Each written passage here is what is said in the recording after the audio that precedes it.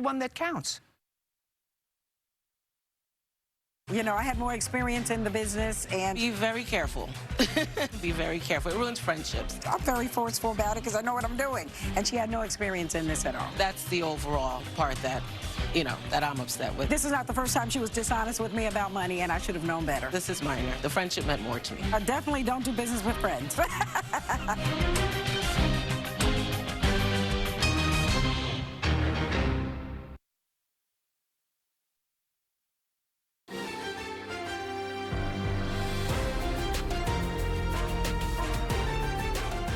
This is KCAL News, Los Angeles. I've never let it go. I always said I would fight until the end. Right now at 5 and only on KCAL News, a murder victim's sister stunned that the 1986 cold case murder is finally solved all these decades later. Good evening, everyone, and thanks for joining us on KCAL News at 5 on CBS Los Angeles. I'm Pat Harvey. And I'm Leslie Manning. We're also streaming live on CBS News Los Angeles. Well, it was a different and unrelated case that led detectives to reopen the case of Kathy Small. Well, eventually, they were also led to her murder, a convicted serial killer. KCAL News reporter Jeff Nguyen spoke to Small's sister in an interview you won't see anywhere else. I've never let it go. I've never. It's just something I've lived with my entire life that I always said I would fight until the end. Dina Larson lost her older sister Kathy Small in 1986 to murder. The 19-year-old mother of two was found dumped in the middle of a cul-de-sac in South Pasadena in a nightgown with multiple stab wounds and signs of strangulation. Nobody deserves that. 33 years after Small's body was dumped on the street, the LA County Medical Examiner's Office was called to this home to investigate a man's death. What they found inside made them suspicious, so they called the Sheriff's Department for help. Numerous photos of women who appeared to have been assaulted and held against their will. There were newspaper clippings of Small's murder case, but the man in the home had nothing to do with it. So lead detective Louis Aguilar decided to dig deeper into the cold case. He discovered Small's rape kit, which had been stored in a freezer, was never tested. We didn't have a lot, but there was enough evidence to work with, and it was well taken care of throughout the years. In 2020, a strand of hair found on Small's elbow and other DNA evidence were linked to William Suff, who at the time was 70.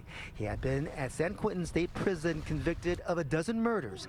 Investigators brought him down to LA's Men's Central Jail for questioning. He confessed and discussed in detail the murder of Kathy Small. Investigators say Suff told them he had gotten into an argument with Small in his car, stabbed her, and pushed her out the door. And he indicated that the way she was found was the way he left her. Small had been working as a prostitute. Her sister says that did not impact Aguilera's dedication. He didn't look at her as just another prostitute, just another drug addict, just another number. He looked at her like a human being, and he cared, and he fought. Larson says she's grateful to Aguilera along with the Medical Examiner's Office and the South Pasadena Police Department for working together to get answers she's needed for so long.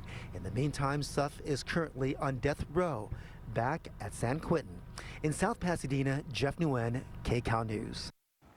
Well, tonight, fire crews are working to get a handle on a small brush fire burning in the Angeles National Forest. And KCAL News assignment editor Mike Rogers is at the desk. Mike, this started as a car fire? Yeah, Pat and Leslie, and unfortunately this summer we have seen brush fires start that way several times. I want to show you some video from SkyCal. They were overhead as the Angeles National Forest Federal Fire Department as well as LA County Fire worked to put this out. There you see the charred car, and it burned over there into the brush, about 14 acres in total. But thanks to an aggressive air attack, they were able to keep this from burning any further or really doing any kind of damage to anything that's up there. Now, luckily, there's not really a ton of homes in this area, just a lot of brush to burn. And we always are concerned about fires that burn in the Angeles National Forest just because of their potential.